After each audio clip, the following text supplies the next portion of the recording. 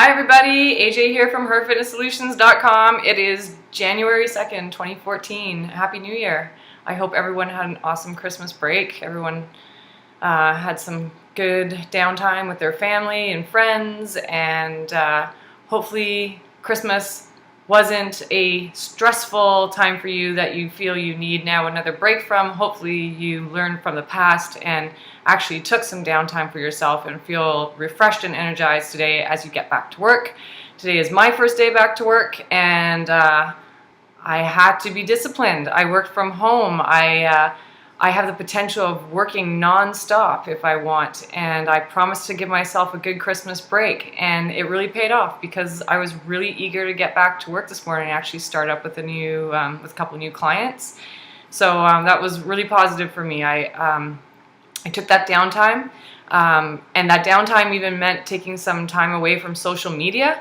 That for me can be very draining. I'm a total introvert, so I have to respect that and realize that even things like social media or like trying to help people out on like chat forums and stuff, like that stuff can get exhausting, and sometimes it can create a lot of negative energy, even though it's something that is generally perceived as a positive thing. So yeah, lesson learned from the past. Don't make your vacation a stressful thing. So many times I've taken time off and then I get back feeling like I need time off for my time off. That's bullshit. That's a thing in the past for me, and I learned that the hard way. So everyone is asking me, what's your goals for 2014? Well, I'm not going to talk about that today. I'm going to talk about another question that I get people want to know, did I reach my goals for 2013? And as a matter of fact, I did. I had, we're going to strictly talk health and fitness related right now. Yes, I had a vision of what I want to accomplish this year. I didn't have like a body composition goal specifically or anything like that. It was a little bit more general than that. But yes, I had a very clear vision of what I wanted, and yes, I've accomplished that. And actually, the way I see it right now, looking back on what I had envisioned and the way I feel right now, I think I did a really good job at that, because what have I experienced has benefited me much more than I ever thought it would. So just to give you a little general idea of what I was trying to accomplish in 2013, I'm not going to get into detail because I actually think it would be better if I broke down my year into separate video blogs and explained to you how I tackled certain phases that I was dealing with, or the plateaus that I was trying to get through, or just what I experienced with different strategies I was trying this past year. So I will do that, but right now I'm just going to talk about what my goals were really like. Okay, so I wanted to do a body recomp, which I have done in the past, but in the past I have let my health suffer. I got another video blog about that coming up. But what I really wanted to do is focus on the things that I knew that worked best for my health and try to keep that on like the focus the whole time and still accomplish my body composition changes that I wanted to make. And I'm telling you, by keeping the health, like stress, like so your emotional health, your lifestyle health, and your blood work, everything like that, by keeping that as a focus the whole time, I have been able to maintain my body composition changes actually quite effortlessly, and I've been able to improve my health. So a lot of people relate leaning out as unhealthy or something that is not attainable for any extended period of time, or people I guess sometimes relate things to when someone leans out for like a competition, well, they can't attain that. Well, yeah, that makes sense. But if you're not leaning out to competition level, you can lean out, improve your health, and maintain what you've achieved quite effortlessly, as long as, like I said, your health is the focus. So, I mean, something I really like to compare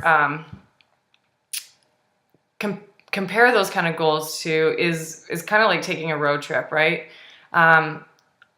If you took a road trip, you would have a destination, you know where you're going, you would pack the things you need, you would I guess make sure that your car is working well. I guess you could call that your body, right? So that's where the health has to come in. You want to make sure that you're not driving your car body into the ground, right? Because then you might not get there.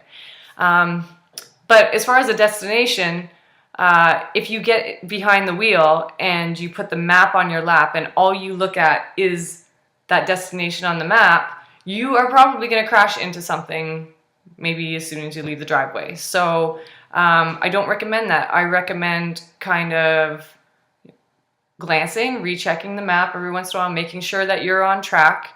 Sometimes you have to change your route that you're going to take. Things come up. There's signs. There's signs that your body's trying to tell you all the time.